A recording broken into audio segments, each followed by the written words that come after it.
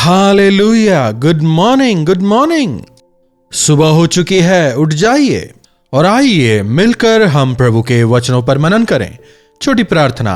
महापवित्र पिता परमेश्वर, प्रभु आप हमसे कितना प्रेम करते हैं, आप हमारी अगुवाई करते हैं, आपने अब तक हमें बचाया है, हर रोज अपने अनुग्रह से हमें चलाते हैं। कृतज्ञ होकर जीने में हमारी मदद करें, अपने वचनों द्वारा हमसे बात करें। यीशु के नाम से प्रार्थना मांगते हैं, आमीन। हालेलुया। प्रभु की महिमा हो। क्या रात भर अच्छी मीठी नींद सोए? क्या कहा नींद नहीं आई? क्या आधी नींद में सपने ही देखते रहे? कैसे सपने देखे? कुछ लोग कहते हैं बिल्कुल समझ नहीं आता। बाइबल में अगर देखें, चाहे यूसुफ हो या फिर दानिएल हो या फिर यूहन्ना प्रेरित की बात हो, उन्होंने प्रभु के दर्शन पाए। लेकिन आजकल मनुष्यों के मन संसार से भरे हुए हैं। दिन भर काम काम काम काम, सोने के समय भी काम ही काम। दिन भर आपके दिमाग में जो चलता रहता है, नींद में ही आप उसके विषय ही सोचते हैं। लेकिन यदि वचन पर ध्यान करते रहें तो परमेश्वर के दर्शन को पाएंगे। यूसुफ परमेश्वर का दर्शन पाता है। सपने में परमेश्वर ने उसे अपनी योजना समझाई। सपनों पर भरोसा करने से ज्यादा परमेश्वर के वचनों पर हमारा भरोसा हो। तो आप इतने दिनों से प्रभु के वचनों को सुन रहे हैं, तो क्या आप निर्णय लेने पाए हैं? क्या अपने जीवन को पूरी तरह प्रभु के हाथों में सौंपा है, या फिर सुनने तक ही आपने सीमित रखा है? जो कुछ आपने सुना है, उन बातों पर क्या आप विश्वास करते हैं? क्या आपने निर्णय लिया है? यीशु मसीह पर विश्वास वंश या परंपरा से नहीं आता। कुछ लोग कहते हैं हम जन्म से मसीही हैं। ऐसा नहीं होता। मेरे पिता के मसीह होने से मैं मसीही नहीं बन जाऊंगा, मेरे मसीह होने की वजह से मेरा बेटा मसीही नहीं बन जाएगा। यह कोई कुल के साथ में आने वाला मत नहीं है, but you have to choose for yourself. Yeshu Masih मेरे लिए स्वर्ग से उतर आए, उन्होंने मेरे पापों को अपने ऊपर लिया और वे क्रूस पर मेरे लिए मारे गए और जी उठे। जब आप विश्वास करते हैं तो उद्धार पाते हैं, और फिर जब आप मसीह के समान जीते हैं तो मसीही कहलाते हैं। दुखद आज यह एक मत बन गया है। बाइबल में अगर देखें तो परमेश्वर के केवल बेटे और बेटियां हैं, पोते पोतियां नहीं हैं। मतलब आपने विश्वास किया, इसीलिए आपकी संतान प्रभु के पोते पोतियां नहीं बन जाएंगे। आपने विश्वास किया तो आप प्रभु के संतान बने। आपके बेटे बेटी स्वयं अपने लिए जब प्रभु पर विश्वास लाएंगे तो वे प्रभु के संतान कहलाएंगे। क्या आपने स्वीकारा? मां ने कहा, पिता ने कहा, पास्टर ने कहा? जी नहीं। बाइबल कहता है चख कर देखो कि यहोवा भले हैं। प्रभु के हाथों में अपने जीवन को सौंपें। अगर संदेह है तो खुद प्रभु से पूछें। मनुष्यों से पूछने पर उत्तर नहीं मिलेंगे। प्रभु के सामने अगर आप प्रार्थना करें तो पवित्र आत्मा आपको उन सवालों के उत्तर देंगे। एक वचन को देखेगा, पहले राजा की पुस्तक उसका 18वां अध्याय उसकी 21वीं आयत से पढ़ना चाहूंगा। और एलिया सब लोगों के पास आकर कहने लगा, तुम कब तक दो विचारों में लटके रहोगे? एलिया इस्राएलियों के पास में आकर कहता है, तुम कब तक दो विचारों के बीच में इस प्रकार से लटके रहोगे? क्या कह रहा है? तुम कब तक इस प्रकार से लटके रहोगे? अगर यहोवा परमेश्वर है तो उनके पीछे हो लो, अगर बाल है तो उसका पीछा करो। कब तक ये दो विचार? अगर यहोवा चाहिए तो यहोवा के पीछे जाओ, बाल चाहिए तो बाल के पीछे जाओ। चित भी मेरा पट भी मेरा, ऐसा कैसे होगा? दो नाव पर पैर रखकर चलेंगे तो नदी में गिर जाएंगे। जरा कल्पना करके देखिए, एक नाव पर एक पैर रखा और दूसरे नाव पर दूसरा। कितनी देर टिक पाएंगे? शायद थोड़ी देर भी नहीं। दो विचारों को छोड़ दें, एक मन बनाएं, एक निर्णय लें। या तो गर्म रहें या फिर ठंडे, गुनगुने ना रहें। बिना एक निर्णय लिए हम प्रभु के शिष्य नहीं बन सकते। अगर आप अपने आप को प्रभु के हाथों में समर्पित नहीं करेंगे, अगर आप अपने जीवनों में प्रभु का अंगीकार नहीं करेंगे, उनकी संतान नहीं बन पाएंगे। कब तक ये दो विचार, ये आधी अधूरी भक्ति भक्ति है ही नहीं। वास्तविक भक्ति कैसी दिखती है? अपने संपूर्ण मन से, अपने संपूर्ण सामर्थ्य से अपने परमेश्वर यहोवा से प्रेम कर, अपने समान अपने पड़ोसियों से प्रेम करो। समझ रहे हैं? आधा हृदय परमेश्वर को, आधा हृदय संसार को अगर दें, कैसे चलेगा? दिन भर संसार, रात भर प्रार्थना, क्या चलने पाएगा? सोमवार से शनिवार तक संसार में जीऊंगा, रविवार को चर्च में जाकर हाथ उठाकर यीशु नाम गाऊंगा, तो प्रभु आपको कैसे स्वीकारेंगे? यीशु मसीह के पीछे चलने वाले केवल रविवार को उनके पीछे नहीं चलते, जब तक पीछे नहीं चलते वे संडे क्रिश्चियंस नहीं होते। 24/7 24 घंटे प्रभु के साथ संगति में रहते हैं। दुष्टों की युक्तियों पर नहीं चलते, पापियों के मार्ग में खड़े नहीं होते, ठट्ठा करने वालों की मंडलियों में नहीं बैठते। आपके परामर्शदाता कौन है? आप किसकी सलाहों को सुनते हैं और अपने जीवन में निर्णय लेते हैं? उन्होंने मेरी इच्छा जाने बिना ही यह कार्य किया, इसलिए उन्हें नुकसान हुआ। अविश्वासियों की बात सुनकर अगर आगे बढ़ेंगे तो आपका क्या होगा? प्रभु वायदा देते हैं कि मैं अपनी दृष्टि तुझ पर बनाए रखूंगा और मैं तेरी अगुवाई करूंगा। प्रभु से पूछना होगा, पापियों के मार्ग में खड़े नहीं होना है। पापियों से हमारा क्या संबंध? नरक के मार्ग में चलने वालों के साथ हमारा क्या संबंध? उन्हें अपने मार्ग में लाएं। अगर आप चौड़े मार्ग में चल रहे हैं जहां बहुत सारे लोग हैं, मतलब साफ है आपने यीशु मसीह को अब तक अपने जीवन में नहीं अपनाया है। पापियों के साथ संबंध में ना आए, पापियों के मार्ग में ना चलें। आप पाप में डूबते चले जाएंगे और आपके पाप आपको और अधिक दोषी बनाते जाएंगे। ठट्ठा करने वालों की मंडलियों में ना बैठें। आप किसके साथ बैठते हैं? इसीलिए परमेश्वर की संतानों को मूवी हॉल्स में नहीं जाना चाहिए, उनके साथ नहीं बैठना। आजकल हॉल नहीं जाते, फोन में ही देख लेते हैं, है ना? अपवित्र स्थानों में, क्लब्स में, पब्स वगैरह में नहीं जाते। किसी ने कहा, मैं शराब नहीं पीता, केवल पीने वालों को देखता हूं। मैं वहां जाकर नाचता नहीं, केवल नाचने वालों को देखता हूं और वहां बैठकर कूल ड्रिंक्स पीता हूं। मैं तो कोई पाप नहीं कर रहा ना।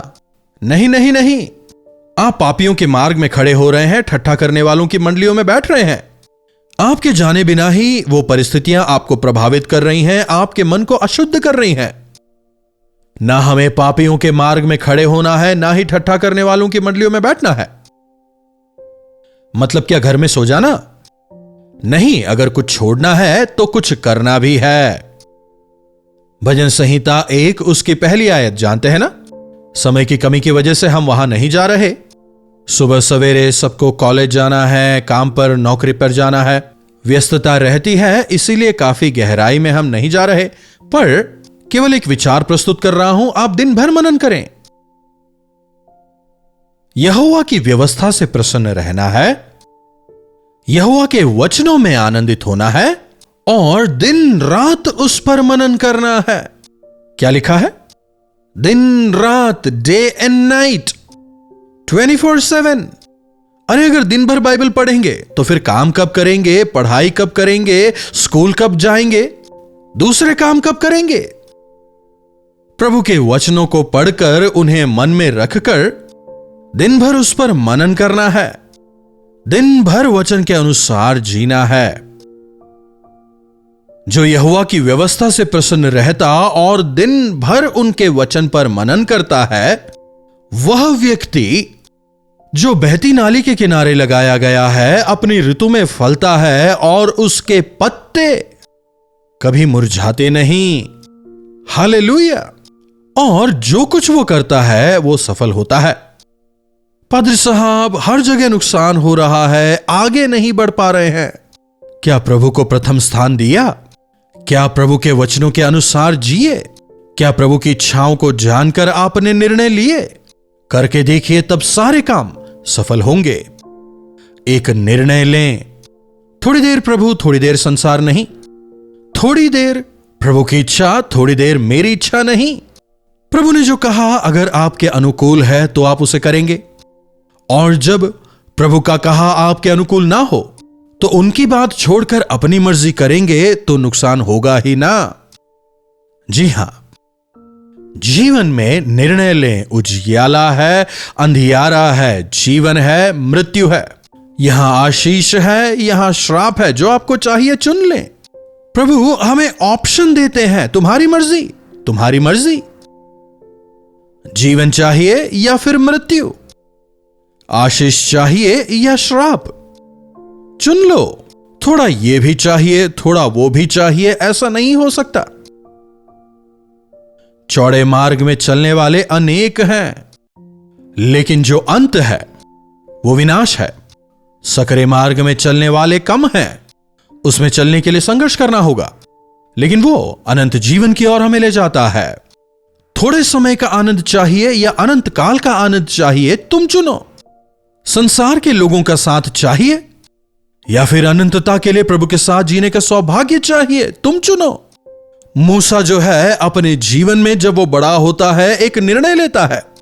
मिस्र का अधिकार और वैभव से ज्यादा परमेश्वर के लिए, परमेश्वर के लोगों के लिए उसने दुख उठाने को ज्यादा महत्व दिया। थोड़े समय के लिए पाप को भोगने से बढ़कर प्रभु के लिए दुख उठाने को उसने महत्व दिया। विश्वास करके उसने अपने आप को प्रभु को सौंपा और उसके जरिए स्वर्ग के सामर्थ्य को इस भूमि पर परमेश्वर दिखाने पाए। चुनाव, निर्णय। करीब करीब 20 लाख लोगों को 40 साल तक परमेश्वर की महिमा को दिखाते हुए वो जंगल में उन्हें चलाने पाया। जो व्यक्ति अपने आप को प्रभु के हाथों में सौंपता है, प्रभु उससे आशीष देते हैं, उसका इस्तेमाल करते हैं। अपनी सामर्थ्य को उसे देकर स्वर्ग की शक्ति को उसके जरिए इस संसार में वे दिखाते हैं, उसका इस्तेमाल करते हैं। तो आप बताइए, एक तरफ परमेश्वर, दूसरी ओर शैतान आपको पुकार रहा है, आप किसकी सुनेंगे? शैतान भ्रमित करता है, संसार के वैभव और ऐश्वर्य को दिखाता है, नाम को दिखाता है, धन संपत्ति दिखाता है, जिसे थोड़े समय के लिए आप भोग सकते हैं। शराबी को कितनी देर आनंद मिलता है, अपनी पवित्रता को त्याग कर एक अपवित्र बंधन में आप बंध रहे हैं। व्यभिचार जैसे पापमय कार्य को अपने जीवन में स्थान दे रहे हैं, कितने समय तक उसका आनंद उठाएंगे? May be few minutes. और फिर क्या होता है? उसकी वजह से अपमान और अपनी पूरी जिंदगी बर्बाद कर लेते हैं। क्या वो चाहिए? या फिर प्रभु जो अनंत जीवन देते हैं उसका भागी होना है? वहां ना भूख है, ना प्यास है, ना रोना है, ना दांत पीसना है। वहां अंधकार नहीं है। प्रभु यीशु मसीह ने हमें वायदा दिया है, मैं जा रहा हूं ताकि मैं जा रहता हूं, वहां जाकर तुम्हारे लिए रहने के लिए एक स्थान बनाऊं और तुम भी वहां मेरे साथ निवास करो। वे यीशु शीघ्र आने वाले हैं। आपका निर्णय क्या है? अगर आज आप उनका तिरस्कार करें तो जब वे वापस आएंगे वे कहेंगे मैं तुझे नहीं जानता, और आप पीछे छोड़ दिए जाएंगे।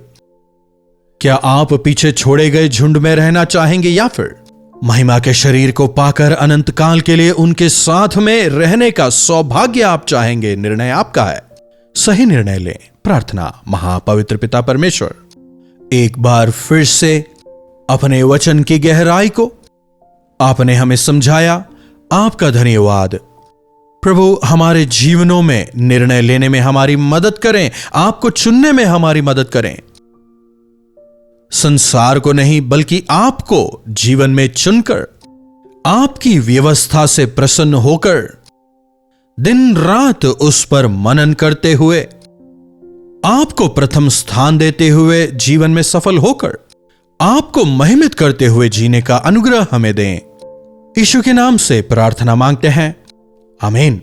अब हमारे पिता परमेश्वर का प्रेम, प्रभु यीशु मसीह का अनुग्रह, पवित्र आत्मा की संगति और सहभागिता हम में से प्रत्येक के साथ आज, कल और सर्वदा बनी रहे, आमीन। प्रभु परमेश्वर की महिमा हो। अपने प्रार्थना विषयों को आप हमें 9884907779 पर व्हाट्सएप, वॉइस मैसेज या टेक्स्ट के जरिए भेज सकते हैं। हम आपसे सुनना चाहेंगे, आपके साथ मिलकर आपके लिए प्रार्थना करेंगे। प्रभु अवश्य चमत्कार करेंगे। अगर चैनल को सब्सक्राइब नहीं किया है तो सब्सक्राइब करें, साथ ही जरूरतमंदों के साथ आप इसे शेयर करें, उनके लिए आशीष का कारण बने। लाइक भी जरूर करिएगा।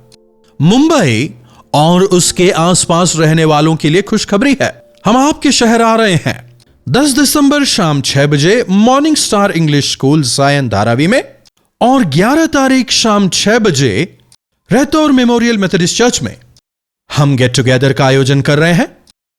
इन मीटिंग्स में आप जरूर आएं।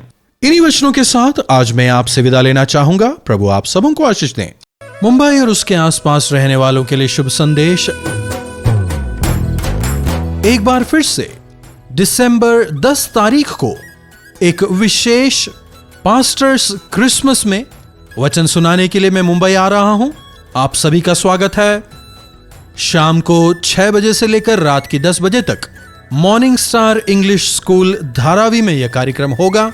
क्रिसमस के उपलक्ष्य पर इस विशेष कार्यक्रम का हम आयोजन कर रहे हैं। आप सभी इसमें आमंत्रित हैं। मिलकर प्रभु की स्तुति करेंगे। अधिक जानकारी के लिए नीचे दिए गए फोन नंबर पर आप फोन कर सकते हैं या फिर QR कोड भी आप स्कैन कर सकते हैं।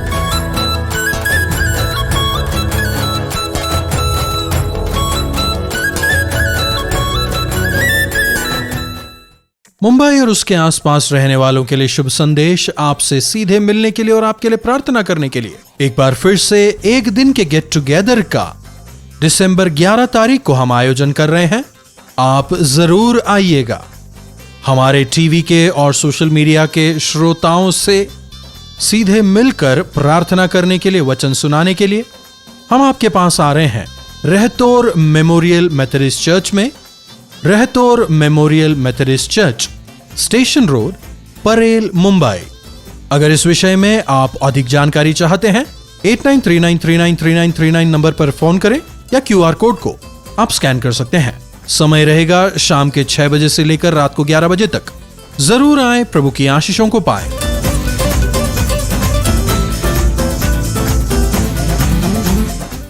कल्वरी दर्शन, ये है प्रेम के दर्शन, यीशु प्रेम के दर्शन। कल्वरी दर्शन, ये है प्रेम के दर्शन, यीशु प्रेम